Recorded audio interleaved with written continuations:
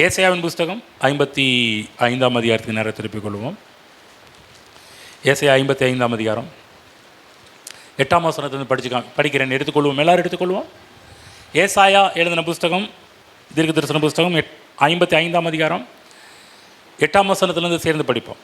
என் நினைவுகள் உங்கள் நினைவுகள் அல்ல, உங்கள் வழிகள் என் வழிகளும் அல்லவென்று கர்த்தர் சொல்கிறார். பூமியை பார்க்கலும் வானங்கள் எப்படி உயர்ந்திருக்கிறதோ அப்படியே உங்கள் வழிகளை பார்க்கலும் என் வழிகளும், உங்கள் நினைவுகளை பார்க்கலும் என் நினைவுகளும் உயர்ந்திருக்கிறது. மாரியும் உறைந்த மழையும் வானத்திலிருந்து இறங்கி அவ்விடத்திற்கு திரும்பாமல் பூமியை நினைத்து அதில் முளை கிளம்பி விளையும்படி செய்து, விதைக்கிறவனுக்கு விதையையும் புசிக்கிறவனுக்கு ஆகாரத்தையும் கொடுக்கிறது எப்படியோ அப்படியே என் வாயிலிருந்து புறப்படும் வசனமும் இருக்கும். அது வெறுமையாய் என்னிடத்திற்கு திரும்பாமல் அது நான் விரும்புகிறதை செய்து நான் அதை அனுப்பின காரியமாகும்படி வாய்க்கும். நீங்கள் மகிழ்ச்சியாய் புறப்பட்டு சமாதானமாய் கொண்டு போகப்படுவீர்கள். பர்வதங்களும் மலைகளும் உங்களுக்கு முன்பாக கம்பீரமாய் முழங்கி வெளியின் மரங்கள் எல்லாம் கை கொட்டும். முச்செடிக்கு பதிலாக தேவதாரு விருட்சம் முளைக்கும், காஞ்சூரிக்கு பதிலாக மிருது செடி எழும்பும். அது கர்த்தருக்கு கீர்த்தியாகவும் நிர்மூலமாகாத நித்திய அடையாளமாகவும் இருக்கும். 2 வாரங்களுக்கு முன்பாக இந்த செய்தியை, கர்த்தருடைய வார்த்தையின் மேன்மைகள், தேவனுடைய வார்த்தையின் மகத்துவம், தேவனுடைய வார்த்தையினுடைய மேன்மை, இவைகளை பற்றி பார்த்து கொண்டு வருகிறோம். தேவனுடைய வார்த்தை என்னெல்லாம் செய்யும் என்பதை பற்றி பார்த்து கொண்டு வரும்போது தான் தேவனுடைய வார்த்தை சிருஷ்டிக்கும் வல்லமை உடையது, உருவாக்குகின்ற வல்லமை உடையது. தேவனுடைய வார்த்தை எப்படி இல்லாதவைகளை இருக்கிறவைகளைப் போல பண்ணுகின்ற ஒரு சக்தி வாய்ந்தது என்பதை பற்றி பார்த்து கொண்டு வருகிறோம். இன்றைக்கு கிறிஸ்துவ சபைகளிலே நம்ம அதிகமாக நேரம் செலவு பண்ணுவது தேவனுடைய வார்த்தைக்கு என்பதை மனதில் பதித்து கொள்ள வேண்டும்.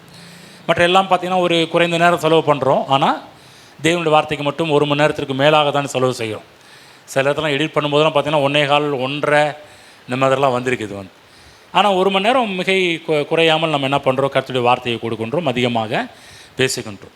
இங்கு தேவனுடைய வார்த்தையை பற்றி வேதம் சொல்கின்றது, மாரியும் உறைந்த மழையும் வானத்திலிருந்து இறங்கி அவ்விடத்துக்கு திரும்பாமல் அதை பூமியை நினைத்து அதில் முளை கிளம்பி விளையும்படி செய்து, விதைக்கிறவனுக்கு விதையையும் புசிக்கிறவனுக்கு ஆகாரத்தையும் கொடுக்கிறது எப்படியோ அப்படியே என் வாயிலிருந்து புறப்படும் வசனமும் இருக்கும். அது வெறுமையாக என்னிடத்திற்கு திரும்பாமல். கர்த்தர் சொல்கிறாரு, எந்த நோக்கத்துக்காக தேவனுடைய வார்த்தை உரைக்கப்படுகிறதோ, ஒவ்வொரு ஞாயிற்றுக்கிழமையும் இங்கே வருகிறீர்கள், பல கூட்டங்களுக்கு வருகிறீர்கள். இங்கெல்லாம் வரும்போது தேவன் செய்கின்ற அற்புதமான ஒரு காரியம், அவருடைய வார்த்தையை நம்முடைய மத்தியில் பகிர்ந்து கொள்கிறார். அவருடைய வார்த்தை வரும்போதெல்லாம் நன்றாக புரிந்து கொள்ளுங்கள், ஒரு விஷயத்தை மனதில் நிறுத்தி கொள்ளுங்கள். தேவனுடைய வார்த்தை அவருடைய வாயிலிருந்து புறப்படும் வசனமும் இருக்கும். அது வெறுமையாய் என்னிடத்திற்கு திரும்பாமல். என்ன சொல்கிறாருன்னா, எதற்காக கர்த்தர் வசனத்தை உங்களுக்கு அனுப்புகிறாரோ அந்த வசனம் எந்த நோக்கத்துக்காக அனுப்பப்பட்டதோ அந்த நோக்கமாகும்படி வாய்க்கும். அது வெறுமையாய் தேவனிடத்தில் திரும்பாது என்பதை பற்றி கர்த்தர் சொல்கிறார். அப்போ நல்லா புரிஞ்சுக்கணும், இங்கே உரைக்கப்படுகின்ற எல்லா வார்த்தைகளும் என்ன அர்த்தத்தை சொல்கிறாருன்னா, நிச்சயமாக உங்கள் வாழ்வில் வேலை செய்யும், நிச்சயமாக கிரியை செய்யும். நீங்கள் என்னென்ன எதிர்பார்ப்போடு, என்னென்ன தேவைகளோடு, என்னென்ன காரியங்களோடு வந்திருக்கிறீர்களோ அவை எல்லாவற்றிற்கும் தேவன் வைத்திருக்கின்ற அதி முக்கியமான தீர்வு தேவனுடைய வசனம். இதை தான் அனுப்புகிறார். இதை அனுப்பும்போது நடைபெறுகிற ஒரு விஷயம், திரும்ப சொல்கிறேன், இந்த 1 மணி நேரத்தில் உங்களுக்கு தேவையான வார்த்தைகள் வந்து கொண்டிருக்கிறது. இந்த வார்த்தை உங்களுக்குள் வரும்போது நடக்கின்ற ஒரு விஷயம், அது அந்த காரியமாகும்படி வாய்க்கும். நன்றாக புரிந்து கொள்ளுங்கள். இங்கு ஏராளமான மக்கள் வந்திருக்கிறீர்கள். எல்லாருக்கும் பார்த்திங்கன்னா வேண்டிய தூதுவை கர்த்தர் இந்த காலை வேளையில் கொடுத்துக்கிட்டு தான் இருக்கிறார். எல்லாருக்கும் கர்த்தர் பாருங்கள், எல்லாரையும் அறிந்திருக்கிற, எல்லாரையும் நேசிக்கின்ற தேவன், எல்லாருக்கும் வேண்டிய தூது கர்த்தருடைய வார்த்தையில் வந்து கொண்டிருக்கிறது. என்னென்னா, எதற்காக தேவன் அந்த வார்த்தையை உங்களுக்கு அனுப்பினாரோ அந்த காரியமாகும்படி வாய்க்க செய்கின்ற தேவன் நம்முடைய ஆண்டவர். ஆகவே நன்றாக புரிந்து கொள்ள வேண்டும். நம்முடைய வாழ்வில் பார்த்திங்கன்னா இந்த பூமியிலேயே நாம் நன்றாக இருக்க வேண்டும் என்று கர்த்தர் விரும்புகிறார். அன்றைய நேரத்தில் நம்ம என்ன நினைக்கிறோன்னா, இன்றைக்கு ரட்சிக்கப்பட்டோம், ஞானஸ்தானம் எடுத்தோம், பரலோகம் போய் சேர்ந்தால் எல்லாம் சரியாயிரும் நம்ம நினச்சிட்டு இருக்கிறோம். பரலோகத்தில் போனால் தான் நல்ல வாழ்வு, பரலோகத்தில் போனால் தான் கஷ்டம் தீர்ந்துடும், பரலோகத்துக்கு போனால் கண்ணீர்லாம் இருக்காது, பரலோகத்துக்கு போனால் வருத்தம் இருக்காது, பரலோகத்துக்கு போனால் பாடு இருக்காது என்றெல்லாம் விசுவாசிக்கிறோம். உண்மை, நானும் அதை விசுவாசிக்கின்றேன். பரலோகத்தில் எந்த பிரச்சனையும் இல்லை என்று சொன்னால் அங்கே பிசாசுக்கு வேலை கிடையாது. அங்கே தேவனுக்கும் தேவ தூதர்களுக்கு மட்டும்தான் பரலோகம், பிசாசுக்கு நரகம். அவன் வந்து நரகத்தில் அவனோட இருக்கிறான், தேவன் பரலோகத்தில் இருக்கிறார். அப்போ பிசாசு எங்கே இருக்கிறான்னா அங்கே தான் எல்லா பிரச்சனையும் இருக்கும். தேவன் இருக்கிற இடத்துல பிரச்சனை இருக்காது. ஆகவே பரலோகத்தில் நீங்கள் நம்புகிற மாதிரி நானும் நம்புகிறேன். நீங்கள் என்னென்னலாம் பரலோகத்தில் இருக்குன்னு நம்புகிறீங்களோ அதை தான் நானும் என்ன பண்ணுறேன், பரலோகத்தில் நம்புகின்றேன், பரலோகத்தில் இருக்கும் என்று நம்புகின்றேன். ஆனால் நம்முடைய வாழ்வு பார்த்திங்கன்னா அநேக நேரத்தில் நம்ம ரட்சிக்கப்பட்ட உடனே பரலோகத்துக்கு போக வேணும் என்று ஆசைப்படுறோம். ஆனால் நல்லா புரிஞ்சுக்கங்க, இந்த பூமியிலேயே நம் வெற்றியுள்ள ஒரு வாழ்வை வாழ வேண்டும் என்று கர்த்தர் விரும்புகிறார். இந்த பூமியில் நல்வாழ்வை வாழ வேண்டும் என்று கர்த்தர் விரும்புகிறார். இந்த பூலோக வாழ்க்கையிலேயே தேவன் அவருடைய திட்டத்தை நம்முடைய வாழ்வில் நிறைவேற்ற வேண்டும் என்று விரும்புகிறார். என் நினைவுகள் உங்கள் நினைவுகள் அல்ல, என் வழிகள் உங்கள் வழிகள் அல்லவென்று சொன்ன உடனே நம்ம நினச்ச பரலோகம் தான். அப்படி கிடையாது. இந்த பூமியிலேயே என்ன சொல்கிறாருன்னா, உன்னுடைய வழி ரொம்ப சின்ன வழி, உன்னுடைய நினைவுகள் ரொம்ப சின்னதுப்பா. என்னுடைய வசனத்தை பாரு, என் வசனம் வந்து உன் நினைவுகளை விட, உன் வழிகளை விட என்னுடைய வசனம் பெருசு என்பதை பற்றி, உயர்ந்தது என்பதை பற்றி காண்பிக்கின்றார். அப்போ தேவனுடைய வார்த்தை நம்ம சொல்கிற வார்த்தையை விட தேவனுடைய வார்த்தைக்கு அதிக வல்லமை இருக்கிறது. ஆகவேதான் நம்முடைய ஜெயங்களை விட தேவனுடைய திட்டங்கள் முக்கியமானவை என்பதை புரிந்து கொள்ள வேண்டும். தேவனுடைய வார்த்தை நம்முடைய வாழ்விலே அவருடைய திட்டங்களெல்லாம், தரிசனங்களெல்லாம், நோக்கங்களெல்லாம் நிறைவேற்ற ஆவல் உள்ளதாக இருக்கின்றது. தேவனுடைய வார்த்தை நமக்காக அவருடைய திட்டங்களை நம்முடைய வாழ்வில் நிறைவேற்ற காத்து கொண்டிருக்கிறது. தரிசனங்கள் நம்முடைய வாழ்வில் நிறைவேற காத்து கொண்டிருக்கிறது.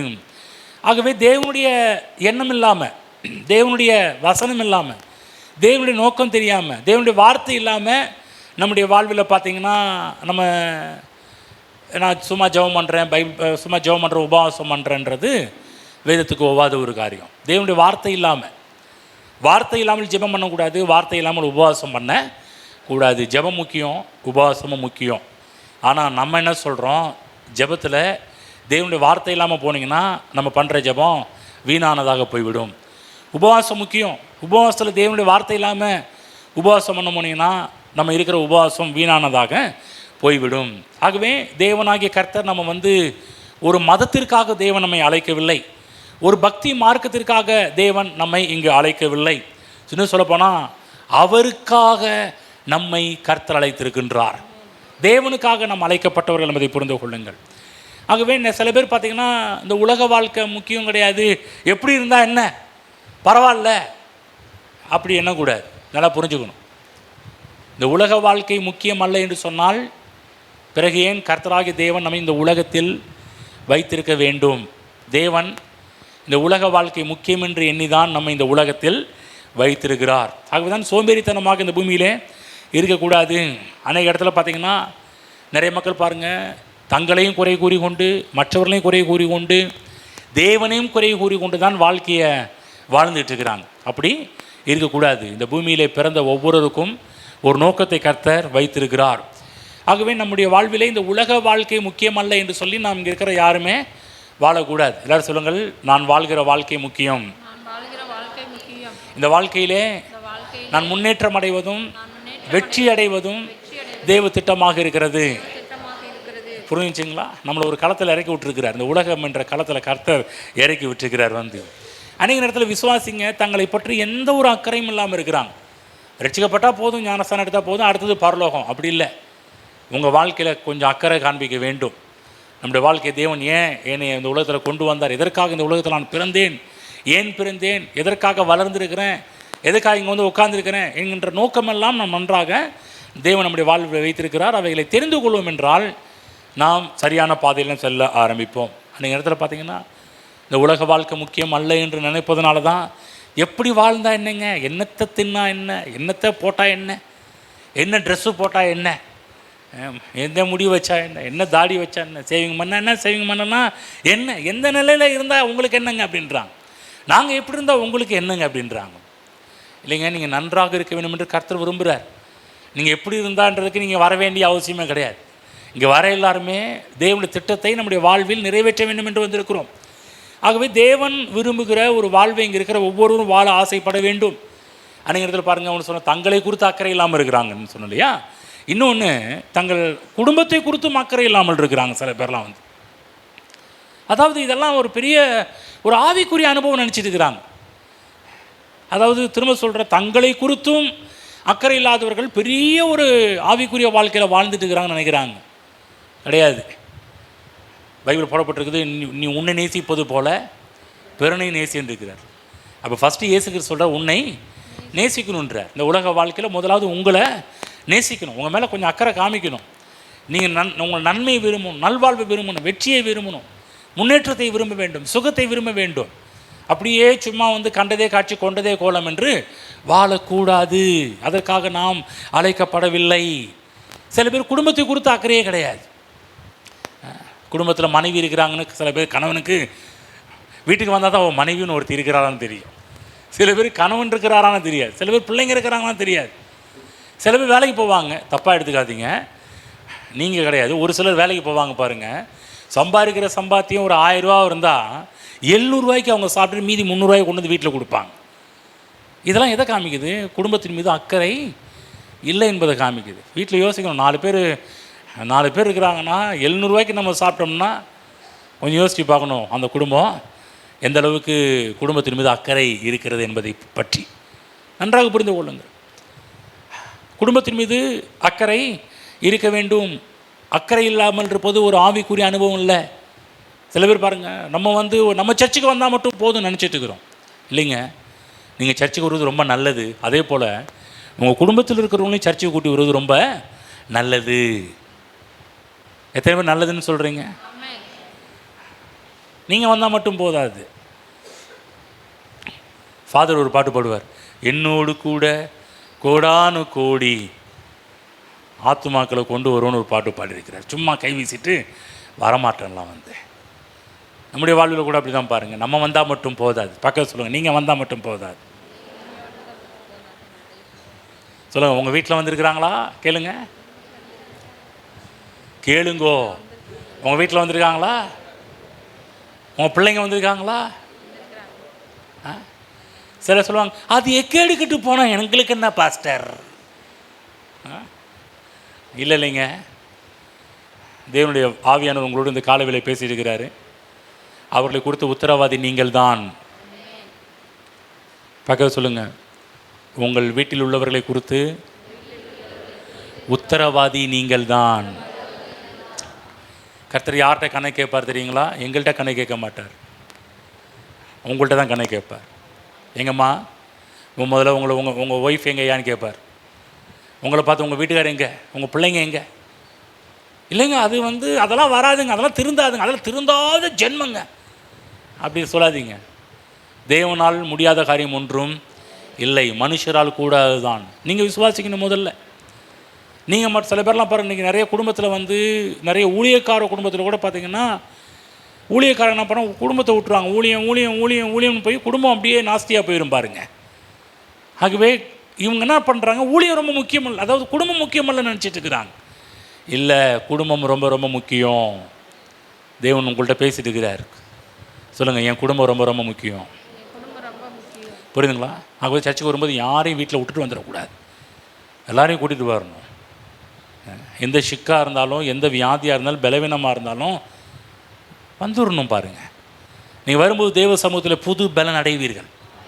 பாருங்கள், ஒரு 3 வாரம் முடியல தான், ஆனால் உட்காந்தேன், தேவனுடைய பலன் என்னை சூழ்ந்து கொள்ள ஆரம்பிச்சது. நான் தேவ சமூகம் எனக்கு தெரியும், எந்த பலவீனமாக வீட்டில் உட்காந்துருந்தா, வீட்டில் படுத்திருந்தா வேலைக்கு ஆகாது, இன்னும் பலவீனமாவேன். தேவ சமூகத்துக்கு போனால் தான் ரிலீஃப் ஆகும், நல்லாவே தெரியும் எனக்கு. அதாவது எந்த பலவீனமாக இருந்தாலும் வந்துடுறது. நம்ம என்ன பண்ணிடுறோம், ரொம்ப உடம்பு சரியில்லைங்க, அதில் வீட்டில் விட்டுட்டு வந்துட்டோம். இல்லைங்க, கேர்ஃபுல்லாக இருக்கணும். தேவனுடைய ஆலயம் என்று வரும்போது, தேவனுடைய காரியம் என்று வரும்போது நீங்கள் நல்லா இருந்தால் மட்டும் போதாது. சில பேர்லாம் பாருங்கள், அவங்க மட்டும் வருவாங்க, பக்கத்தில் யாருமே இது பண்ண மாட்டாங்க. அப்படி இல்லை, எல்லாருமே அக்கறை உள்ளவர்களாக இருக்க வேண்டும். ஆகவே குடும்பத்தை குறித்து அக்கறை இல்லாமல் இருப்பது மேலான ஒரு ஆவிக்குரிய ஜீவியம் அல்ல என்பதை புரிந்து கொள்ள வேண்டும். ஆகவே எல்லாவற்றையும் உருவாக்குகின்ற ஆற்றலை தேவன் நம்ம கொடுத்துருக்காரு, வார்த்தையில் கொடுத்துருக்கிறாரு. வார்த்தை உருவாக்கக்கூடிய ஆற்றல் உடையதாக இருக்கிறது.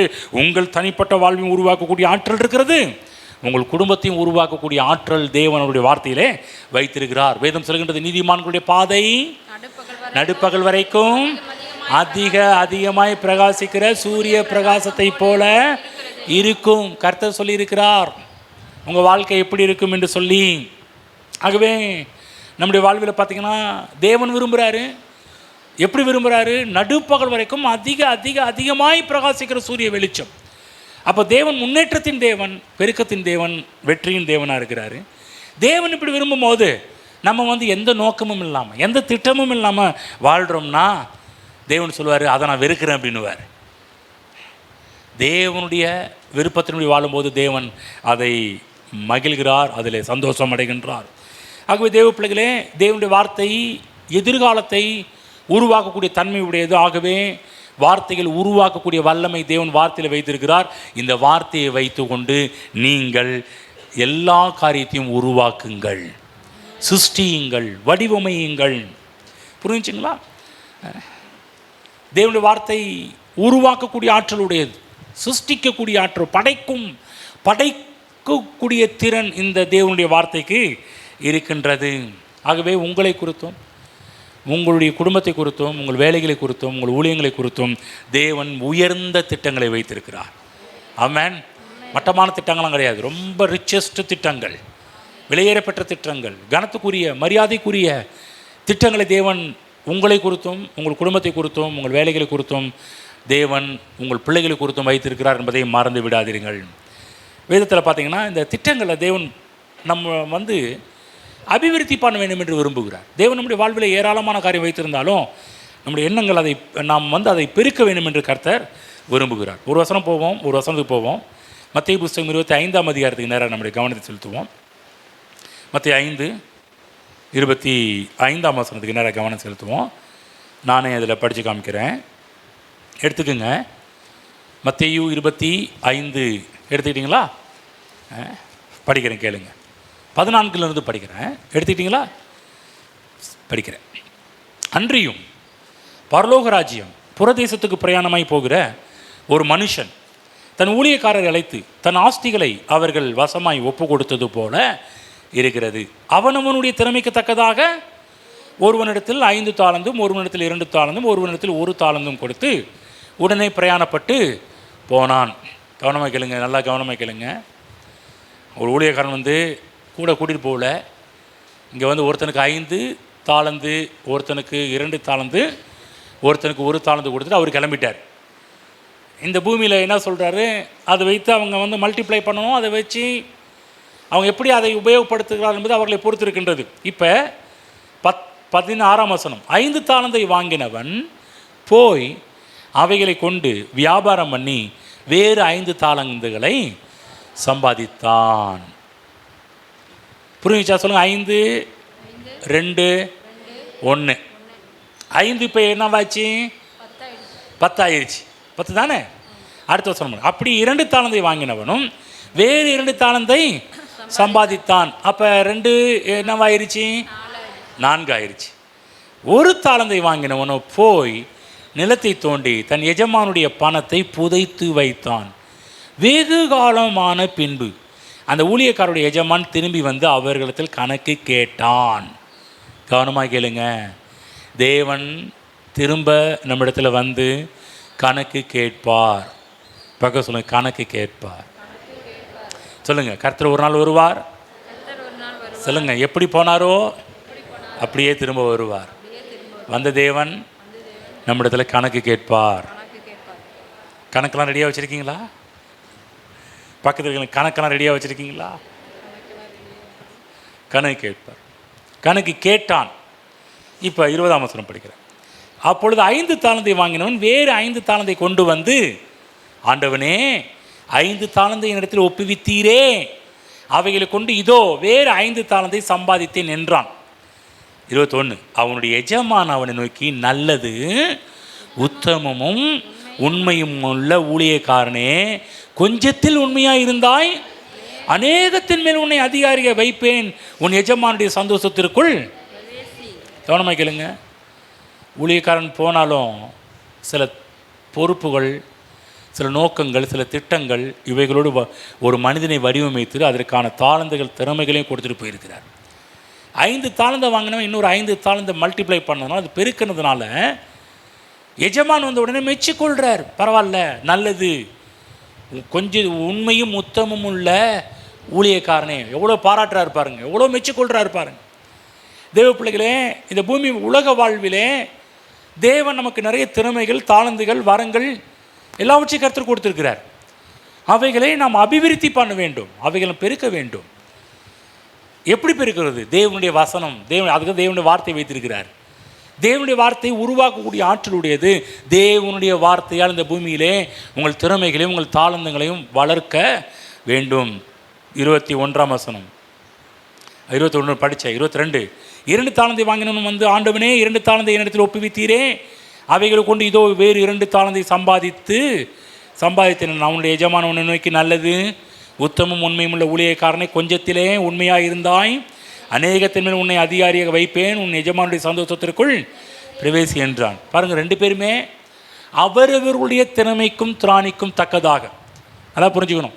ஒருத்தருக்கு 5 தாளந்து கொடுத்த உடனே பாருங்கள், ஆண்டு இன்னும் 5 தாளந்து, நமக்கு மட்டும் 2 அப்படி இல்லை. நல்லா புரிஞ்சுக்கணும். கர்த்தர் எல்லாவற்றையும் சரியாக செய்கிறவர். நல்லா புரிஞ்சுக்கணும். ஒருத்தர் வந்து ரொம்ப ஹையாகவும் ஒருத்தர் லோவாகவும் கொடுக்குறாரு. உடனே நீங்கள் வந்து தேவனை தப்பாக இட போடக்கூடாது. உங்கள் திராணிக்கு தக்கதாக, உங்கள் திறமைக்கு தக்கதாக. புரியுதுங்களா? இப்போ ஜென்ஸுங்கள்கிட்ட ஒரு வலுவான வேலையை கொடுத்தா அவங்களால செய்ய முடியும்னா அந்த வேலையை கொடுக்க முடியும். அதே வேலையை உங்கள்கிட்ட கொடுக்க முடியாது. உங்கள்கிட்ட லகுவான வேலையை தான் கொடுக்க முடியும். ஒரு சிலர்கிட்ட கொஞ்சம் இங்கெல்லாம் சில பேர்லாம் போல்டாக இருப்பீங்க, அவங்கள்ட்ட கொஞ்சம் வலுவான காரியம் கொடுக்கலாம். ஒரு சிலர்கிட்ட என்ன பண்ண முடியும், சின்ன வேலையில் தான் கொடுக்க முடியும். புரியுதுங்களா? அதனால் நீங்கள் வந்து அவங்களுக்கு மட்டும் இவ்வளோ பெரிய வேலை 5 மூட்டையை தூக்க சொன்னீங்க, எனக்கு மட்டும் 2 மூட்டை தூக்க சொன்னு சொல்லுவீங்களா? கிடையாது. பாருங்கள், உங்களுக்கு தெரியும் உங்களால் இவ்வளோ தான் செய்ய முடியும். நல்லா புரிஞ்சு. தேவனும் அப்படி தான். நம்முடைய திறமை, நம்முடைய திராணி அவருக்கு நல்லா தெரியும். அதாவது ஸ்கூல் எடுத்துக்கங்க. ஸ்கூல் பார்த்தீங்கன்னா சில பிள்ளைங்க 5 பாடத்துலேயும் 100க்கு 100 எடுப்பாங்க.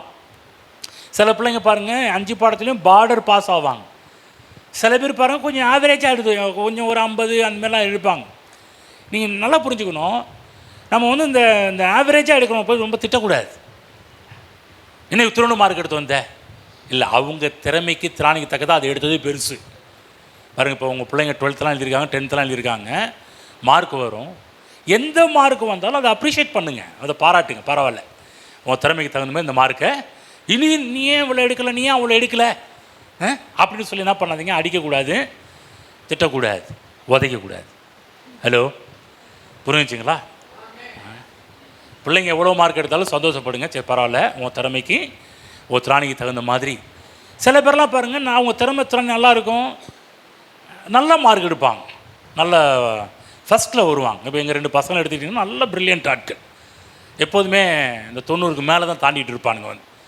வந்து கொஞ்சம் கேமை மட்டும் கொஞ்சம் விட்டானுங்கன்னா இன்னும் நிறையா வருவானுங்க. வந்து நானும் சொல்லுவேன், இதை விட்டால் நல்லா வருவாடான்னு சொல்லுவேன். இருந்தாலும் பார்த்தீங்கன்னா 90க்கு மேலே எடுத்துருவானுங்க. சரி, கொஞ்சம் அதனால் பரவாயில்ல போ அப்படின்னு சொல்லி விட்டுருவோம். பாருங்கள், கம்மியாக சில இது கொஞ்சம் திட்டுவோம். இல்லை, அவங்க வந்து என்கரேஜ் பண்ணுறதுக்காக சில வார்த்தைகள்லாம் சொல்லுவாங்க. என்ன சொல்கிறோம், அவங்களுடைய திராணி உங்களுடைய திறமைக்கு தக்கதாக என்ன பண்ணுவாங்கன்னா பிள்ளைகள் இப்போ எல்லோரும் மார்க் எடுக்கிறதெல்லாம் நான் சொல்கிறேன், கவனமாக கேளுங்க.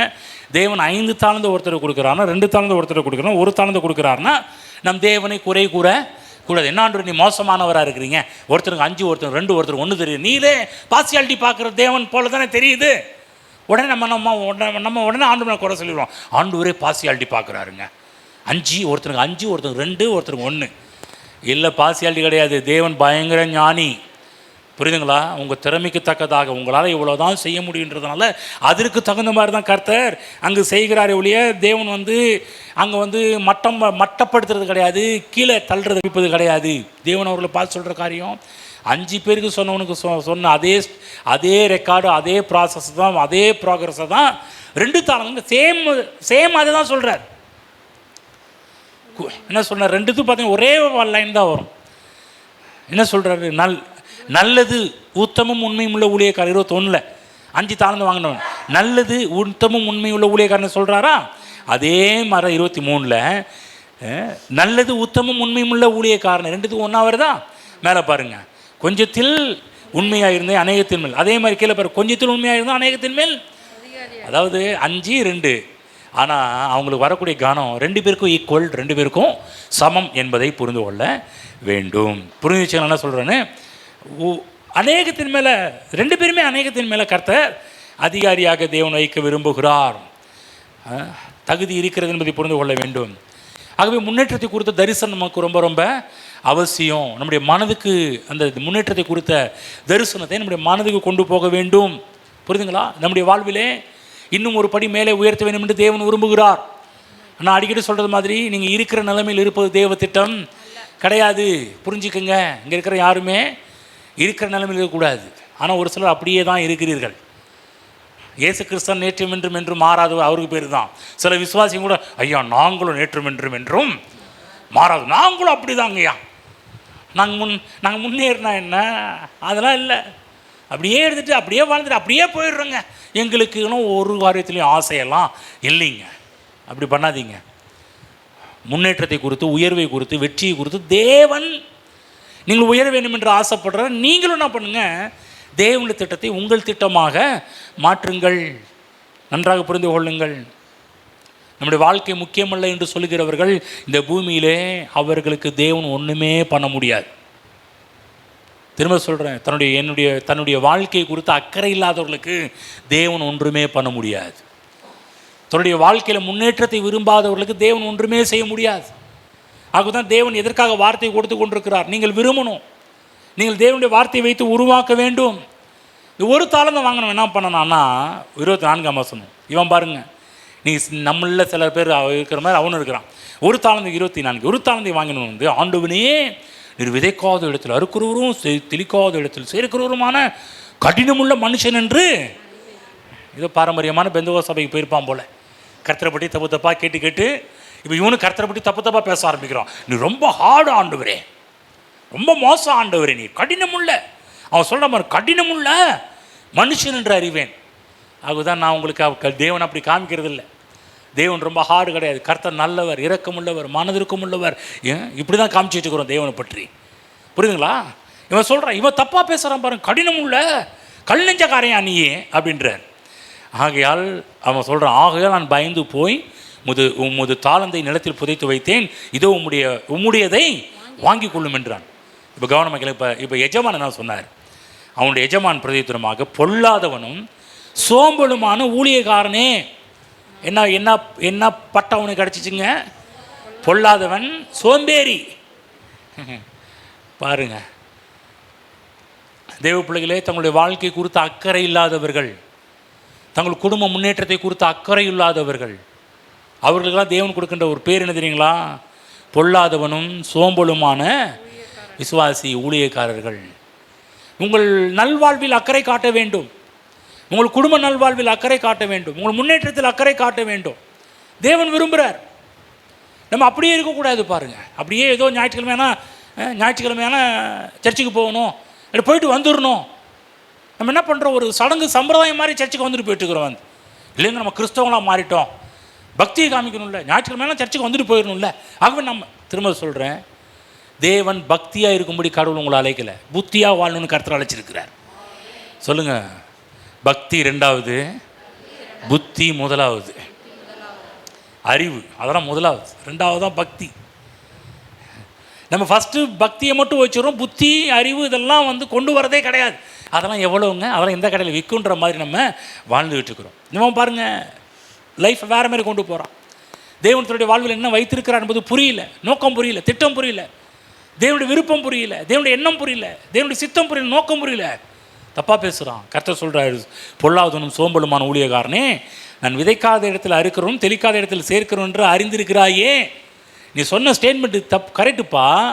ஆனால் அப்படியானால் 27 அப்படியானால் நீ என் பணத்தை காசுக்காரர் வசத்தில் போட்டு வைக்க வேண்டியதாக இருந்தது, அப்பொழுது நான் வந்து என்னுடைய வட்டியோடே வாங்கி கொள்வேனே.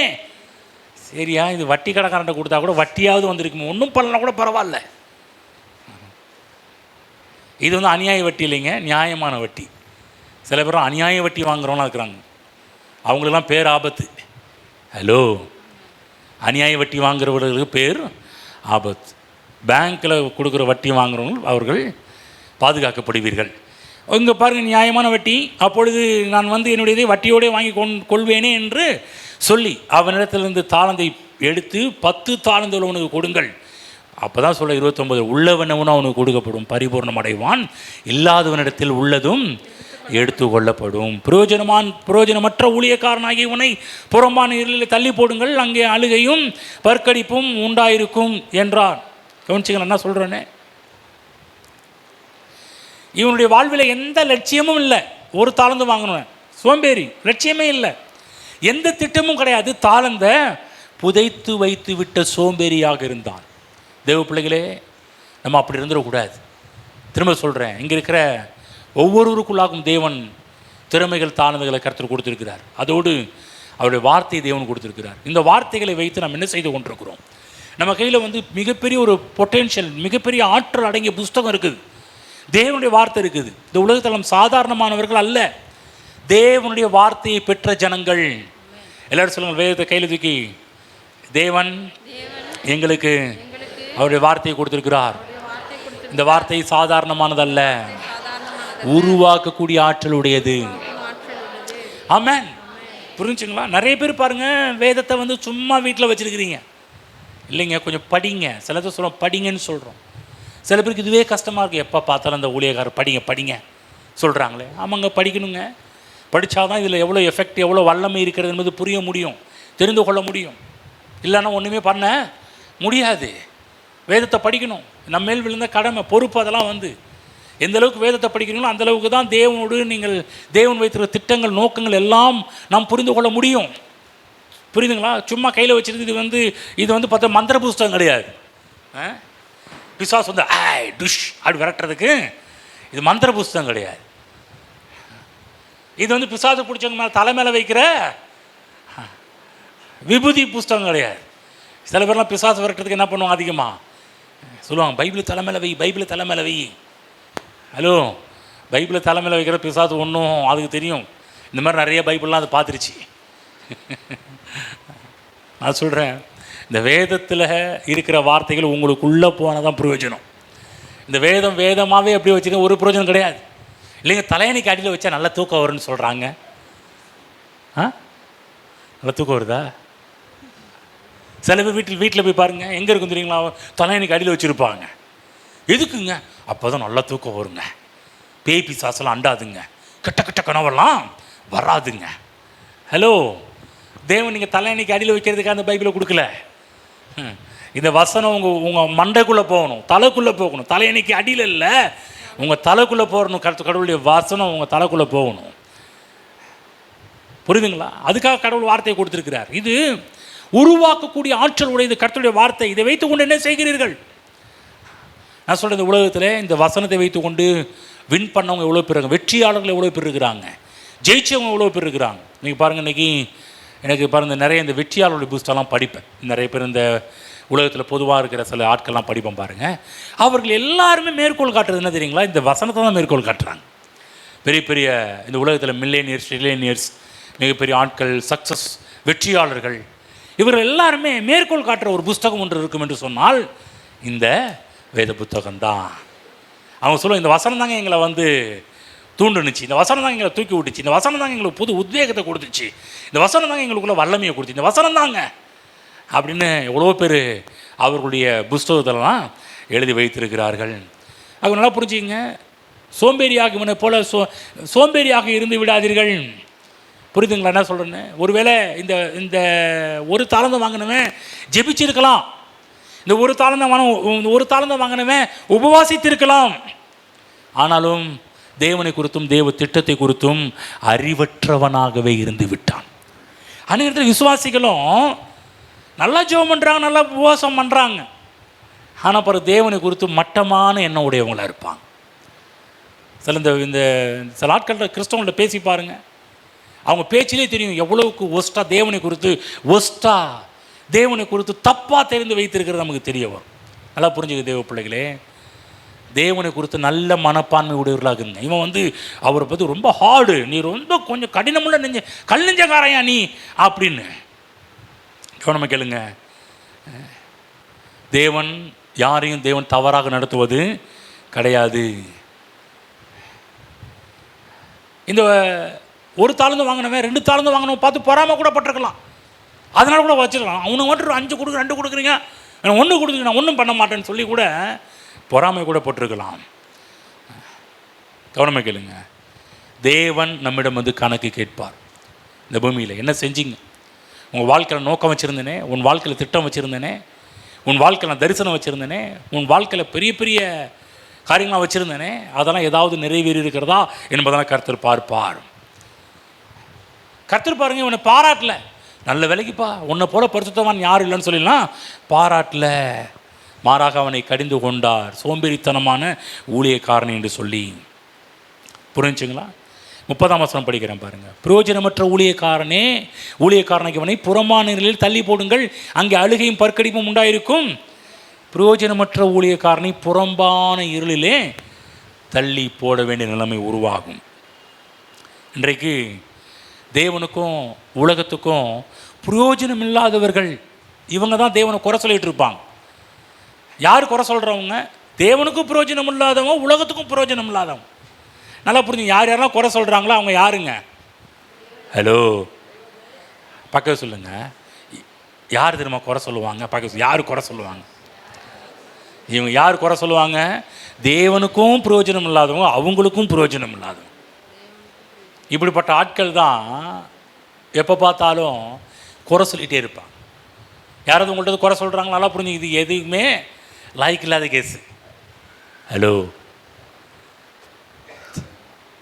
பக்கத்து சொல்லுங்கள், இங்கே வாங்க, ஒரு ரகசியம் சொல்கிறேன். இந்த குறை சொல்கிறவங்க யார் தெரியுமா? எதுக்குமே லாய்க்கு இல்லாத கேஸுங்க.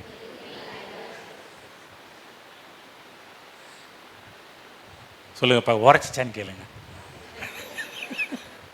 எங்க முன்னாடி சொன்னது கூட பரவாயில்ல, உரைச்சிச்சான்னு ஏங்க என்னைய பார்த்து கேட்குறீங்க?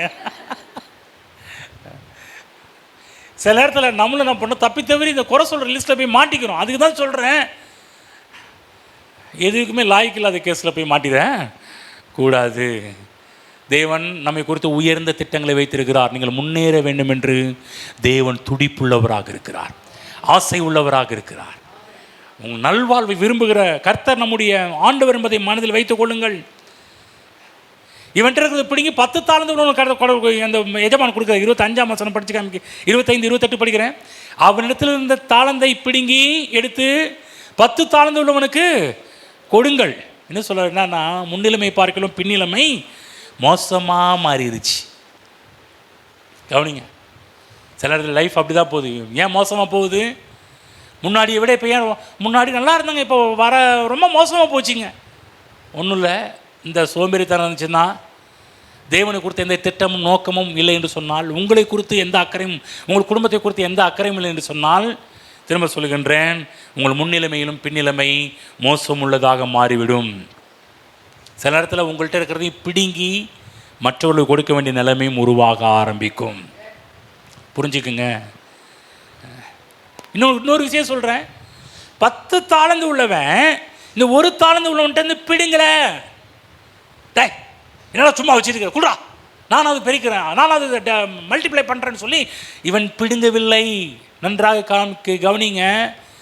10 தாளந்து உள்ளவன் ஒரு தாளந்து உள்ளவன்ட்டு ஒரு தாளந்தை பிடுங்கல, தேவனே அதை பிடுங்கி 10 தாளந்து உள்ளவன்ட்ட கொடுத்தாரு.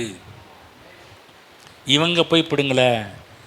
அவங்க கொஞ்சத்தில் உண்மை உள்ளவர்கள், அவங்க அந்த வேலையை செய்ய மாட்டாங்க. தேவன் சொன்னார், இவன் சோம்பேறி, இவன் தன்னுடைய வாழ்க்கை குறித்து அக்கறை இல்லாதவன், தன் குடும்பத்தை குறித்து அக்கறை இல்லாதவன், இவன் எப்போ பார்த்தாலும் குறை சொல்லிகிட்டே இருக்கிறவன், இவன்கிட்ட இருந்தால் ஒரு பிரயோஜனம் கிடையாது, அவன் உண்மை முத்தமுள்ள இடத்துல போட்டுன்னு சொல்லி அங்கே கொடுக்குறாரு. இன்னும் சொல்லப்போனால், முன்னேற்றத்தை குறித்து திட்டம் உள்ளவன்கிட்ட அந்த பணம், அந்த தாளந்து போய் சேர்கின்றது. ஆமென். புரிஞ்சுங்களா? முன்னேற்றத்தை விரும்புகிறவர்கள் தேவனுடைய பிரியத்தை பெறுகிறார்கள். எந்த தரிசனமும் வாழ்க்கையில் இல்லாதவங்க தேவனுடைய பிரியத்தை இழந்து போகிறார்கள். ஆகவே முன்னேற வேண்டும் என்ற துடிப்பு இருக்கணும், வெற்றி அடைய வேண்டும் என்ற ஒரு ஆசை இருக்க வேண்டும். இந்த 10 தாளந்துக்காரன் நினைக்காத வழியிலே, யோசிக்காத வழியிலே ஆசீர்வாதம் அவனிடம் வந்து சேர்ந்தது. அவன் இப்படிலாம் வரும்னு நினச்சி பார்க்கல. ஹையஸ்ட் போஸ்டிங், உண்மை உத்தமில் ஊழியக்காரன், கொஞ்சத்தில் உண்மையாக இருந்த அநேகத்தில் அதிகாரி. சொல்லுங்கள், அதிகாரி. ஆமென். ஆகவே தரிசனம் உள்ளவன் எவனோ, நன்றாக புரிந்து கொள்ளுங்க, தன் வாழ்க்கை குறித்தும் தன் குடும்பத்தை குறித்தும் அக்கறை உள்ளவன் எவனோ, நன்றாக புரிந்து கொள்ளுங்கள், அவனுக்கு இன்னும் கொடுக்கப்படும். 29ஆம் வசனம் படிக்கிறோம். உள்ளவன் எவனோ அவனுக்கு கொடுக்கப்படும். சிலர் சொல்லுங்க, இந்த வசனத்தை வச்சு தான் தேவனை குறை சொல்லுவோம். ஏங்க என்னங்க ஆண்டவருடைய லாஜிக்கு, என்னங்க ஆண்டவர் இப்படி உள்ளவனுக்கு கொடுக்குறார்? யாருக்கு கொடுக்கணும்? லாஜிக்காக பார்த்தா யாருக்கு கொடுக்கணும்? இப்போ இல்லாதவங்க இங்கே கை தூக்கணும் நிறைய பேர் சொல்லுவீங்க. ஆனால் சொல்லப்போனால் யாருக்கு தான் கொடுத்தாகணும்? இல்லாதவங்க தான் கொடுக்கணும். ஆனால் ஆண்டவருடைய லாஜிக் பார்த்தீங்கன்னா, அவருடைய தாட் என்னன்னா, உள்ளவனவனோ அவனுக்கு கொடுக்கப்படும், இல்லாதவனவனோ அவனிடத்தில் இருக்கிறதும் எடுத்துக்கொள்ளப்படும். என்னையா இந்த ஆண்டவர் இப்படி கொடூரமான ஒரு ஆண்டவர். சில பேர் இந்த வசனத்தை பார்க்கும்போது என்ன என்ன என்ன தோணும்? உள்ளவனவனோ அவனுக்கு கொடுக்கப்படும், பரிபூர்ணம் அடைவான். இல்லாதவன் இடத்துலேருந்து சொல்லுவாங்க, ஏற்கனவே இல்லை அவன்கிட்ட இருக்கிறதே பிடுங்குறாரு. என்னையா இந்த எஜமா, என்னையா இந்த ஆண்டவர் கொடூரமான ஒரு ஆண்டவர் போல தெரிகிறாரு. அப்படி கிடையாது. கொஞ்சம் கவனமாக கேளுங்க. உள்ளவன் எவனோ என்று சொன்ன என்ன அர்த்தம்னா, தரிசனம் உள்ளவன், அக்கறை உள்ளவன், நோக்கம் உள்ளவன், முன்னேற வேண்டும் என்ற துடிப்புள்ளவன், உயர வேண்டும் என்ற சுறுசுறுப்புள்ளவன். சுறுசுறுப்புள்ளவன் கையோ செல்வத்தை உண்டாக்கும், சோம்பேறியுடைய கையோ அது தரித்திரத்தை கொண்டு வரும் என்று வேதத்தில் போடப்பட்டிருக்கு. நல்லா கவனமாக கேளுங்க. சுறுசுறுப்புள்ளவன்கிட்ட ஒரு காரியத்தை கொடுத்தா இன்னும் நல்லா ஆகும். சோம்பேறிட்ட கொடுத்து பாருங்க, உங்களை வேலை வாங்கிட்டு இருப்பான், நம்மளை வேலை வாங்கிக்கிட்டு இருப்பான். ஆனால் சுறுசுறுப்புள்ளவன் கொடுத்து பாருங்க, அவன் எதையும் பண்ண மாட்டான், கரெக்டாக டக்கு டக்கு டக்கு டக்கு டக்குன்னு எல்லா வேலையும் செஞ்சிடுவான். ஆகவே தேவன் இந்த உள்ளவன் இல்லாதவன் நல்லா புரிஞ்சுக்கிங்க. திரும்ப சொல்கிறேன், உள்ளவர்களுக்கு கொடுக்கப்படும், இல்லாதவர்களிடமிருந்து இருக்கிறதும் எடுத்துக்கொள்ளப்படும். பக்கத்தில் அவங்க காதுட்டு சொல்லுங்க, ஒரு ரகசியம் சொல்கிறேன் கேளுங்க. ஆண்டவர் இருக்கிறவங்களுக்கு தான் கொடுப்பாராம். ஆண்டவர் இல்லாதவங்கள்ட்ட இருந்து இருக்கிறது எடுத்துக்குவாராம். ஹலோ, புரிஞ்சிச்சா? நீங்கள் இந்த வசனத்தை தப்பான எண்ணம் கொள்ளக்கூடாது. ஏதோ ஆகவே நிறுத்தி நிதானமாக சொல்லிட்டு இருக்கிறேன். நோக்கம், தரிசனம், உயர்வு, சுறுசுறுப்பு, முன்னேறணும், வளரணும், இப்படிப்பட்ட எண்ணம் நமக்குள்ளாக இருக்க வேண்டும். சில பிள்ளைங்க பாருங்கள், இந்த படிக்கிற பிள்ளைங்கள்லாம் ஏன் நல்ல ஸ்கோர், நல்ல 90க்கு மேலே ஏன் எடுக்கிறாங்கன்னா, அவங்க லட்சியம் நல்லா வரணும், ஃபஸ்ட் ரேங்க் எடுக்கணும், நல்லா வரணும். இந்த சில பிள்ளை இந்த பேட்டி கொடுப்பாங்க பாருங்கள், இந்த 12th பாஸ் ஆனு 10th பாஸ் ஆனு பேட்டி எடுப்பாங்க. நீங்கள் பேட்டி இன்னும் ஒரு 2 மாதத்தில் பேட்டி கொடுப்போம், இல்லை எல்லா டிவி நியூஸில் பேட்டி கொடுப்பாங்க. அந்த பிள்ளைங்க சொல்கிறத கவனித்து பாருங்கள். அது ஒரு வெறி இருக்கும். என்ன வெறி? முன்னேறணும், ஃபஸ்ட்டு வரணும், இப்படி வரணும், அப்படி வரணும். அந்த பிள்ளைகளுடைய அந்த ஆதங்கத்தையும், அவங்க மனதில் இருக்கிற முன்னேற்றத்தையும், அந்த லட்சியத்தையும், உயர வேண்டும் என்ற கனவும், அது எல்லாமே இருக்கும். இந்த பாஸ் மார்க், இந்த ஃபெயில் மார்க் எடுக்கிறாங்க, அவங்கள்ட்ட கேட்டு பாருங்கள், அது ஒன்றுத்துக்கும் லாய்க்கலாமல் இருக்கும். எங்கள் அப்பா அம்மா இருக்கிறாங்க, எங்கள் குடும்பம் இருக்குது, அது இருக்குது, அது இருக்குது. சிலர் சொல்லுவாங்க, பெற்றுங்களே, பெற்றதுக்கு ஆக்கி போடுங்க. நான் படித்தா என்ன, படிக்கலைன்னா மார்க் எடுத்தேன்னா மார்க் பெற்று எதுக்கு இப்போ என்னையை கேட்டால் பெற்றுங்க, இதெல்லாம் சொல்லுவாங்க பாருங்கள். எப்போ நடக்குது? இன்னும் 2 மாதம் கழிச்சு, இந்த 2 மாதம் கழிச்சு உங்கள் வீட்டில் பார்த்தீங்கன்னா இந்த சண்டை வரும், பிரச்சனை வரும் பாருங்கள்.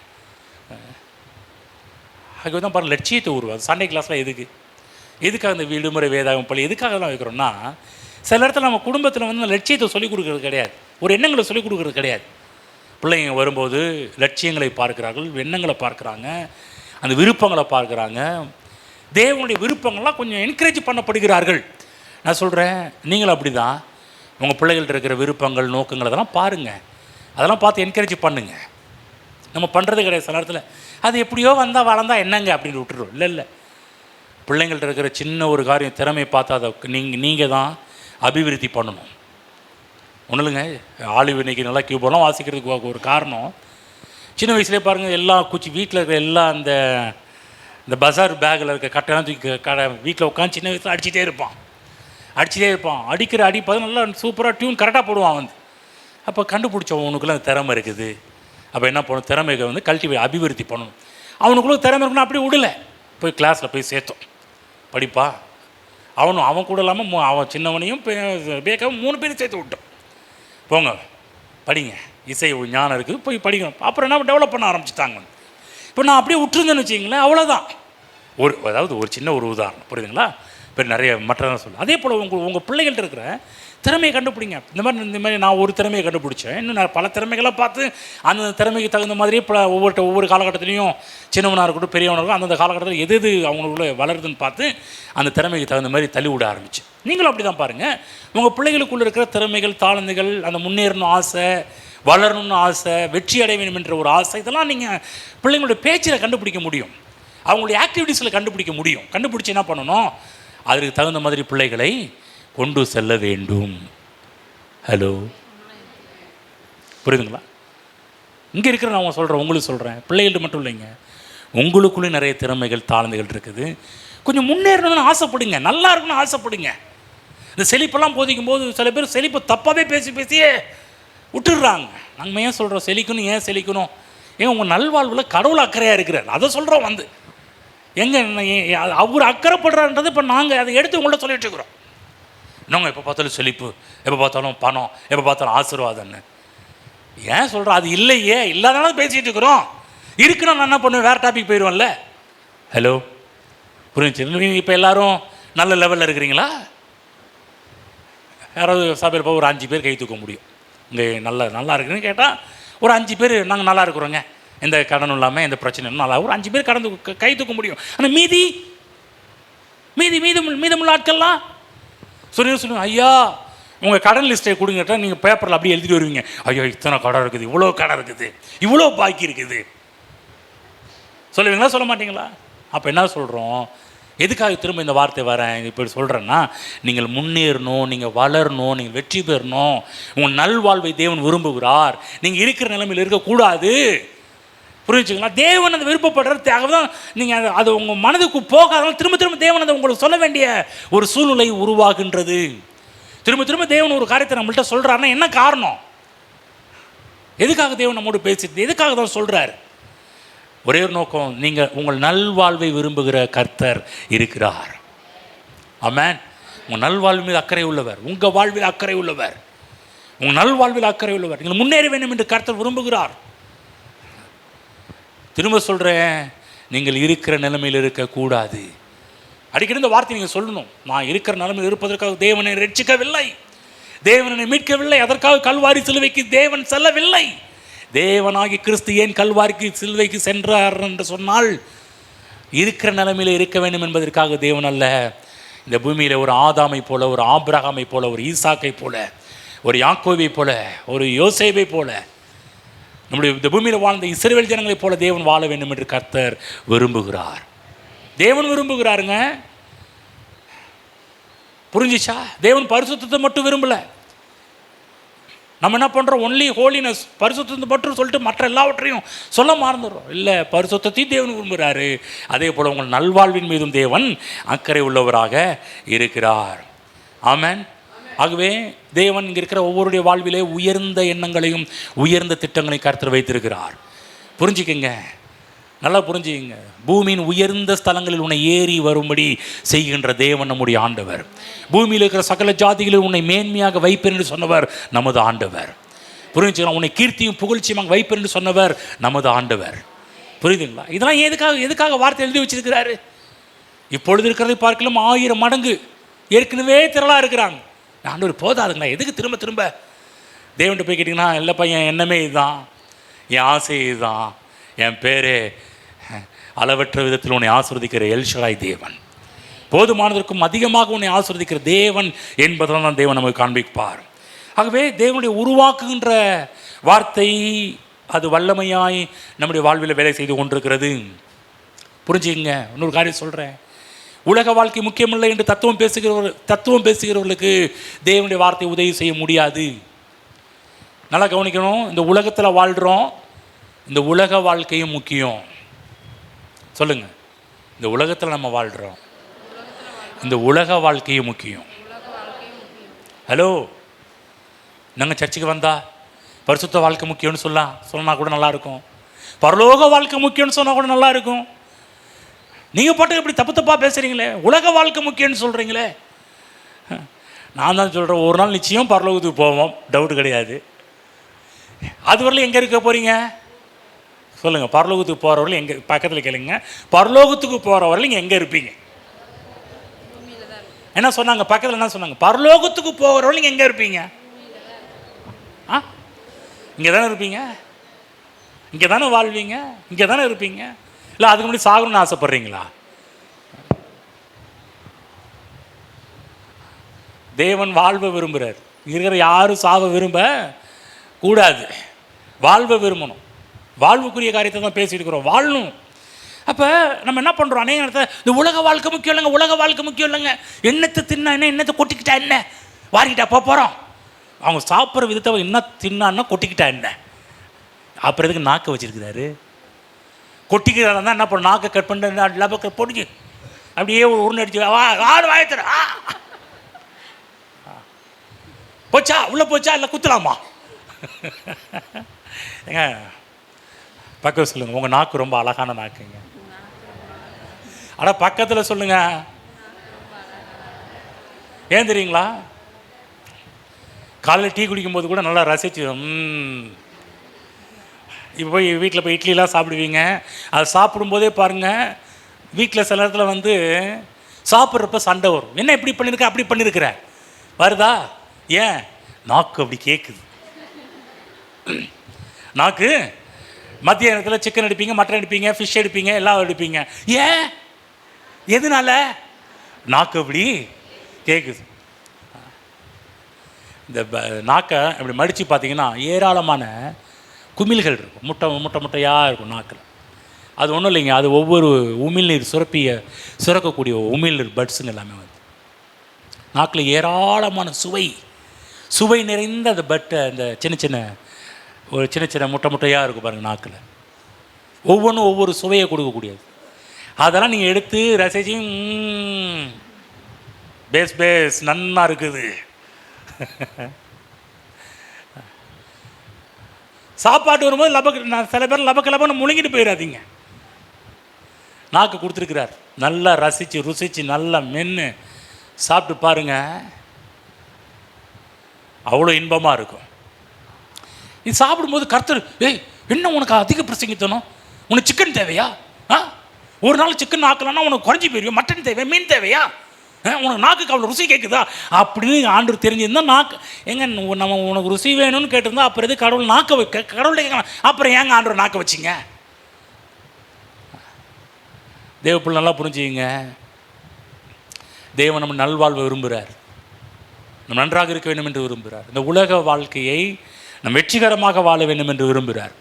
ஆகவே இந்த உலக வாழ்க்கை முக்கியமல்ல என்று வாழ்கிறவர்கள் இந்த பூமியிலே தேவனுடைய வார்த்தை அவர்களுக்கு ஒரு உதவி செய்ய முடியாது. இந்த உலக வாழ்க்கை முக்கியமில்லை என்று சொல்கிறவர்கள் மேலாக வாழ்கிறத காட்டிலும் கீழே தான் போயிட்டு இருப்பாங்க. யார் இந்த கீழே டவுனில் போகிறாங்க, யார் கீழே போகிறாங்க, கீழே ரொம்ப இறக்கத்தில் போயிட்டு இருக்கு யாருன்னு பார்த்தீங்கன்னா இந்த உலக வாழ்க்கையில் ரொம்ப முக்கியமில்லைன்னு சொல்கிறவங்க.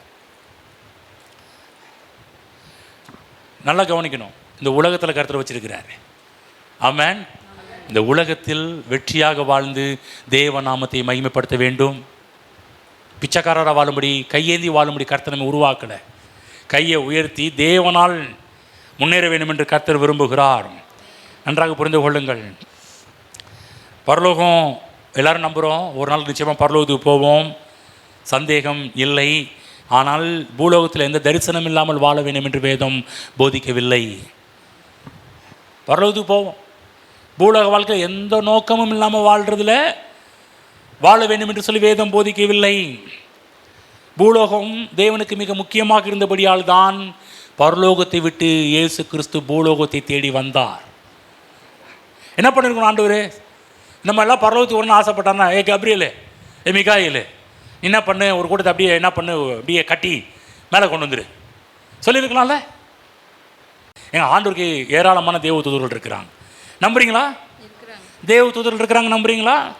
எங்க ஒரு தூதனே 1,80,000 பேரை ஒரு வழி பண்ண முடியக்கூடிய ஆற்றல் உடையவன் இல்லைங்களா? இப்படிப்பட்ட பலமுள்ள தூதர்களாக இருக்கிறாங்க. நம்மளை போல் ஆட்கள்லாம் கட்டி பரலோகத்துக்கு கொண்டு போக முடியுமா? முடியாதா?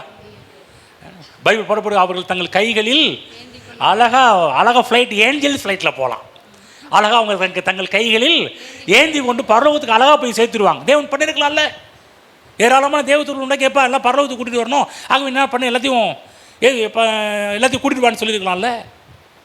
தேவன் அதை சரியில்லை, பூலோகம் தேவனுக்கு முக்கியமாக இருந்ததுனால பரலோகத்தை விட்டு இயேசு கிறிஸ்து பூமிக்கு வந்தார். ஹலோ, இயேசு எங்கே வந்தார்? பரலோகத்திலிருந்து இயேசு பரலோகத்துக்கு போகவில்லை. பரலோகத்திலிருந்து இயேசு பூலோகத்துக்கு வந்தார். ஏன்? இந்த உலகத்தில் வந்து நமக்காக வாழ்ந்தார், நமக்காக மரித்தார், நமக்காக அடக்கம் பண்ணப்பட்டார், நமக்காக உயிர்த்தார். எல்லாம் எதுக்காக? நம்மை வந்து அங்கே கொண்டு போகணுன்றதுக்காக. அதோடு நல்லா கவனம் மக்களுங்க, கொண்டு போவது மட்டுமல்ல, இந்த பூமியிலேயே வெற்றியுள்ள வாழ்க்கை வாழ வேண்டும் என்று கர்த்தர் விரும்புகிறார். ஆகவே தேவனுடைய எல்லா திட்டங்களும், தேவனுடைய எல்லா நோக்கங்களும், தேவனுடைய எல்லா தரிசனங்களும் பூலோகத்தை சுற்றியே சுழன்று கொண்டிருக்கிறது. தேவனுடைய மக்கள் திட்டமாக இதை புரிந்து கொள்ள வேண்டும். இந்த பூமியிலே இருக்கின்ற காலகட்டம் வரையிலும் வெற்றியாக வாழணும், மகிழ்ச்சியாக வாழணும், சந்தோஷமாக வாழணும், தேவன் நாம மகிமைக்காக வாழணும். ஆமென். புரிஞ்சுச்சிங்களா? நீங்கள் இருக்கிற வாழ்வு தேவனுடைய நாமம் மகிமைப்பட்டாகணும். அதுக்காக கர்த்தர் இந்த உலகத்தில் வச்சிருக்கிறார். பிசாசுக்கு முன்னாடி தேவனுடைய நாமத்தை மகிமைப்படுத்தக்கூடிய ஆட்களாக இருக்கணும். ஆனால் சபை என்ன பண்ணுச்சு தெரியுங்களா? பிசாசுக்கு முன்னாடி பிசாசை மகிமைப்படுத்துகிற ஆளாக தான் இருக்கிறாங்க. இல்லைங்க, பிசாசுக்கு முன்னாடி தேவனை மகிமைப்படுத்துகிற ஆட்களாக இருக்க வேண்டும். சொல்லுங்கள் பக்கத்தில், பிசாசுக்கு முன்னாடி தேவனை மகிமைப்படுத்துகிற ஆட்களாக இருங்கள். ஆமென். இந்த உலகத்தில் பிசாசின் காரியத்தை செஞ்சுட்டு இருக்கக்கூடாது. இந்த உலக வாழ்க்கை முக்கியம். இந்த உலக வாழ்க்கையில் பிசாசின் சித்தத்தையும், பிசாசின் நோக்கத்தையும், பிசாசுடைய இஷ்டத்தையும், பிசாசுடைய நோக்கத்தையும் செய்கிறதுக்காக தேவன் நம்மை அழைக்கவில்லை. இந்த உலக வாழ்க்கையில் தேவ நோக்கம், தேவ திட்டம், தேவ தரிசனம், தேவன் விரும்புகிற காரியம் அவைகளை செய்ய வேண்டும் என்று கர்த்தர் விரும்புகிறார். ஆகவே இயேசு ஜெபிக்க கற்றுக் கொடுத்தார். பரலோகத்திலே உம்முடைய சித்தம் செய்யப்படுவது போல பூமியிலே உம்முடைய சித்தம் செய்யப்படுவதாக. ஆமென். புரிஞ்சுங்களா? பூமியில் தேவன் திட்டத்தை வச்சிருக்கிறாக தான் ஜெபம் பண்ணும்போது கூட பூமியை உலக வாழ்க்கை முக்கியம்னு சொல்லலை. இந்த உலக வாழ்க்கையில் தேவனுடைய சித்தம் செய்ய வேண்டும் என்று ஜெபம் பண்ணு. ஆமென். தேவனுடைய பிள்ளைகளே, தேவனை நேசிக்கிறவர், தேவன் உங்களை நேசிக்கிறார். ஆகவே உங்கள் வாழ்வில் உன்னதமான நோக்கங்களையும் திட்டங்களை வைத்திருக்கிறார். அத்தனை உன்னதமான நோக்கங்களும், அத்தனை உன்னதமான திட்டங்களும் இந்த பூமியிலே உங்கள் வாழ்வில் நிறைவேற வேண்டும் என்று கர்த்தர் விரும்புகிறார். ஆமென். புரிஞ்சுங்களா? ஞானியாகிய சாலமோன், இந்த வசனம் சொல்லி முடிக்கிறேன். ஞானியாகிய சாலமோன் இதை பற்றி சொல்லும்போது படிப்போம். 29 நீதிமொழிகள் 29 18ஆம் வசனம் படிங்க பார்க்கலாம்.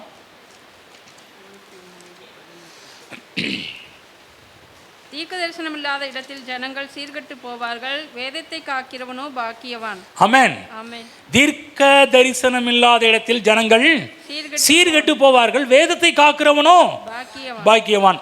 பாருங்க, இந்த இடத்துல தீர்க்க தரிசனம் என்று வந்திருக்கிறது. ஆனால் இதில் என்ன வந்திருக்கணும்னு சொன்னால் விஷன் என்று சொன்னால் தரிசனம். அப்போ கொஞ்சம் சின்ன மாற்றம். தீர்க்க தரிசனம் என்ற அடித்து தரிசனம் இருந்தால் மட்டும் போதும். ஏன்னா எல்லா மூல பாஷையிலையும் மற்ற எல்லா பாஷையிலும் தரிசனம் என்ற ஒரு வார்த்தை தான் பயன்படுத்தப்பட்டிருக்கிறது. இப்போ ஞானியாகிய சாலமன் என்ன சொல்கிறாரு? தரிசனம் இல்லாத இடத்தில் ஜனங்கள் சீர்கெட்டு போவார்கள். எல்லாரும் சொல்லுங்கள். ஏன்னா நிறைய பேர் படிக்காதவங்க இருக்கிறதுனால நீங்களும் வசனத்தை படிங்க. நான் சொல்லுங்கள். தரிசனம் இல்லாத இடத்தில் ஜனங்கள் சீர்கெட்டு போவார்கள். புரியுதா? எல்லாரும் சொல்லுங்கள். தரிசனம் இல்லாத இடத்தில் ஜனங்கள் சீர்கெட்டு போவார்கள். தரிசனம். தேவன் நம்முடைய வாழ்க்கை குறித்து ஏராளமான தரிசனங்களை வைத்திருக்கிறார். நம்முடைய குடும்பத்தை குறித்து ஏராளமான தரிசனங்களை வைத்திருக்கிறார். இந்த தரிசனம் இருக்கும்போது அங்கு சீர்கெட மாட்டாங்க, சீர்பெறுவார்கள். எங்கெல்லாம் தேவன் தன்னுடைய வாழ்க்கையில் வைத்திருக்கிற தரிசனம் தெரியவில்லையோ அங்கு ஜனங்கள் சீர்கெட்டு போவார்கள். ஆகதான் ஒவ்வொரு வாரம் என்ன பண்ணுறோம்? தேவனுடைய எண்ணங்களை போதிக்கிறோம். தேவனுடைய எண்ணம் என்ன? அவருடைய தரிசனம் தான். தேவனுடைய நோக்கத்தை போதிக்கிறோம். தேவனுடைய நோக்கம் என்றால் என்ன? அவருடைய தரிசனம் தான். தேவனுடைய சித்தத்தை போதிக்கிறோம். தேவனுடைய சித்தம் என்றால் என்ன? தேவனுடைய தரிசனம் தான். இன்னைக்கு என்ன சொல்லியிருக்கிறோம்? இந்த உலக வாழ்வில் நீங்கள் முன்னேற வேண்டும் என்று கர்த்தர் விரும்புகிறார் என்று சொல்லுவதும் ஒரு தேவனுடைய தரிசனம் தான். தரிசனம் இல்லாத இடத்தில் ஜனங்கள் சீர்கெட்டு போவார்கள். கண்டதே காட்சி கொண்டதே கோலமும் வாழ்ந்துட்டு இருந்தீங்கன்னா அதில் மக்கள் சீர்கெட்டு போவாங்க. ஆனால் என் வாழ்வில் தேவன் திட்டம் வச்சிருக்கிறார், நோக்கம் வச்சிருக்கிறாரு, சித்தம் வச்சிருக்கிறாரு. இதை அறிந்து அந்த தரிசனத்தை பெற்றவர்களாக நீங்கள் இருப்பீர்கள் சொன்னால் அங்கு நீங்கள் சீர் பெறுவீர்கள். தமிழ் வேதாகமத்தில் தீர்க்க தரிசனம் இருப்பேன். ஆனால் சரியான மொழிபெயர்ப்பு என்னன்னா, அதாவது தேவன் தங்களை குறித்து வைத்துள்ள உன்னதமான திட்டங்களை பற்றிய வெளிச்சம் இல்லாதவர்கள் நாளுக்கு நாள் சீர்கெட்டு போவார்கள். அப்படியே போடப்பட்டிருக்குது. திரும்ப நிறுத்தி சொல்கிறேன். தேவன் தங்களை குறித்து வைத்துள்ள உன்னதமான திட்டங்களை பற்றிய வெளிச்சமில்லாதவர்கள் நாளுக்கு நாள் சீர்கெட்டு போவார்கள். அது கூட அழகாக எழுதி வச்சிருக்கிறார் ஒரு மொழிபெயர்ப்பில். நாளுக்கு நாள் சீர்கெட்டு போவார்கள். இன்னொரு மொழிபெயர்ப்பில் சொல்ல போனால் நாளுக்கு நாள் அழகு குன்றி போவார்கள். அழகு குன்றி போவார்கள், அழகு கெட்டு போவார்கள் போடப்பட்டிருக்கிறது. அப்போ வாழ்க்கையில் நாளுக்கு நாள் ஒளி மங்கி போவார்கள் என்று போடப்பட்டிருக்கிறது. கவனமாக கேளுங்க. ரட்சிக்கப்பட்ட போது கர்த்தர் சொல்கிறார் என்னன்னா, நீதிமானுடைய பாதையோ நடுப்பகல் வரைக்கும் அதிக அதிக அதிக அதிக அதிக பிரகாசமாக இருக்கிற சூரிய. இதுதான் தேவ திட்டம். ஆனால் தரிசனம் இருக்க இருக்க நல்லா வருவீங்க. தரிசனம் இல்லாத இடத்துல ஜனங்கள் எப்படி நாளுக்கு நாளாக நாளாக நாளாக மங்கி போவார்கள், அழகு குன்றி போவார்கள், ஒளி இழந்து போவார்கள், அந்தகாரப்பட்டு போவார்கள். புரிஞ்சு என்ன சொல்கிறேன்னு? ஆகவே தரிசனம் is very must, vision is very must. தரிசனம் மிக மிக முக்கியமான ஒரு காரியம். தேவன் நம்முடைய வாழ்வில் என்ன நோக்கம் வைத்திருக்கிறார், திட்டம் வைத்திருக்கிறார் என்கிற தரிசனம் இருக்கிறவர்கள் வாழ்வில் முன்னேற்றம் அடைவார்கள். ஆகவே பரிசுத்தம் இருந்து தரிசனம் இல்லை என்று சொன்னால் எதிர்காலம் இல்லை. பரிசுத்தமும் அவசியம். அதே போல் தேவன் என்னுடைய வாழ்வில் என்ன நோக்கம் வச்சிருக்கிறாரு, என்ன தரிசனம் வைத்திருக்கிறார் என்பதையும் அறிந்து கொள்ள வேண்டும். ஆமென். எழுந்து நிற்போம்.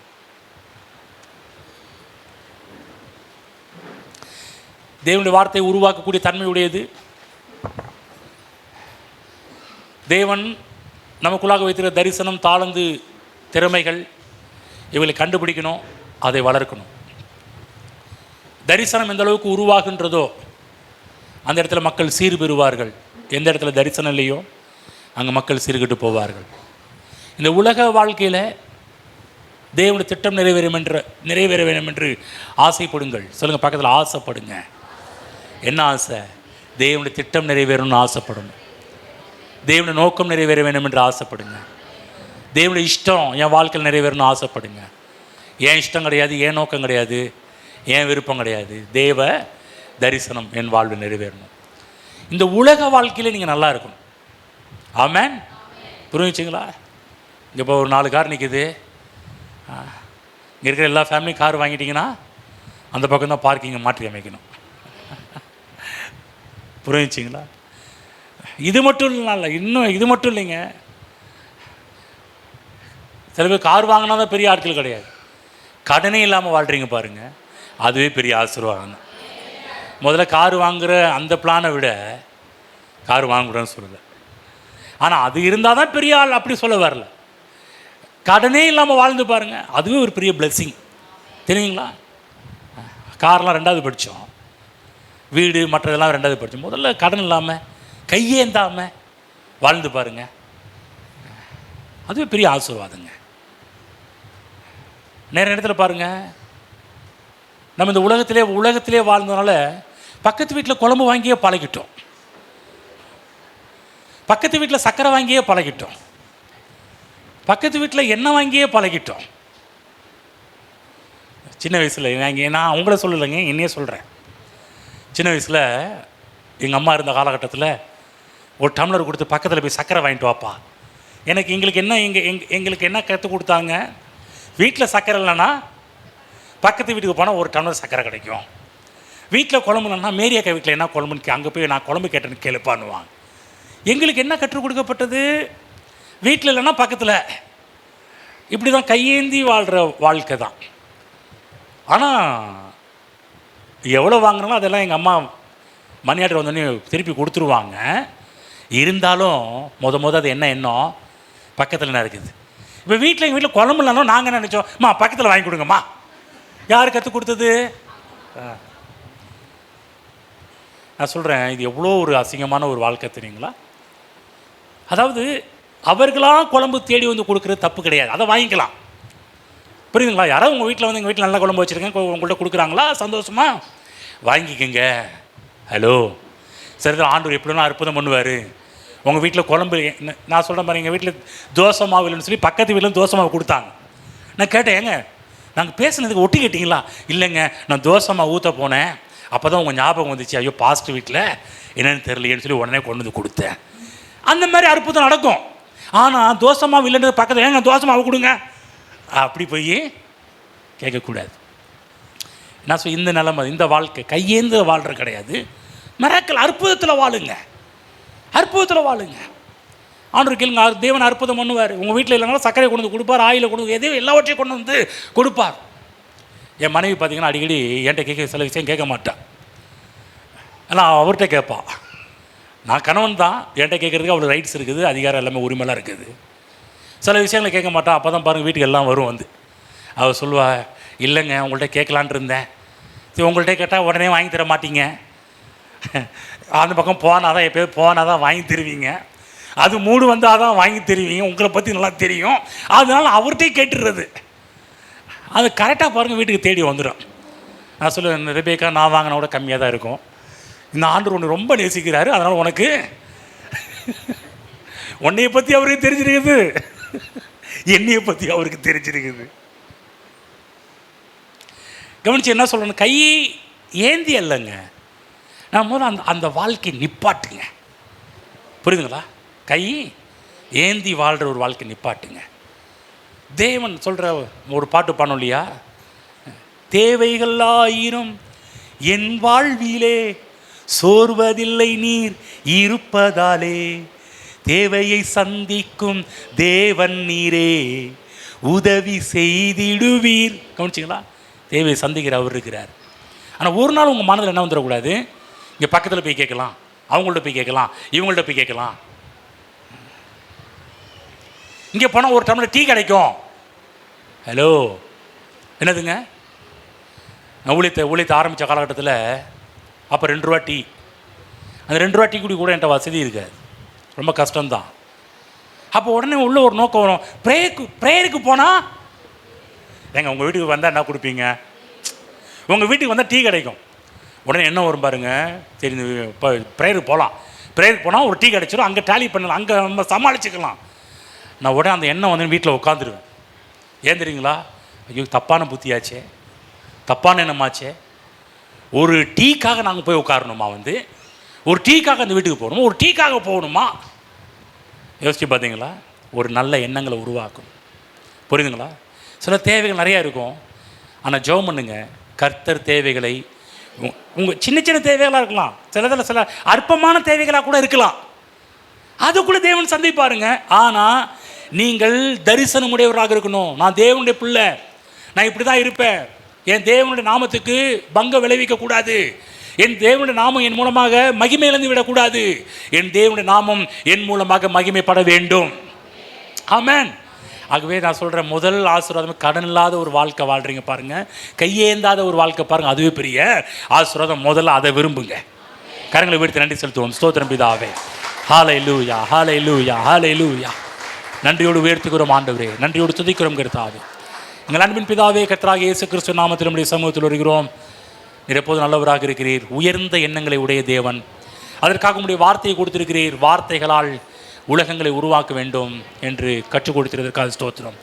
உங்களுடைய வார்த்தை வெறுமையாய் திரும்பாது என்பதை புரிந்து கொண்டோம் ஆண்டவரே. உம்மை போல உயர்ந்த எண்ணங்களை உடையவர்களாக மாறுகிறோம் ஆண்டவரே.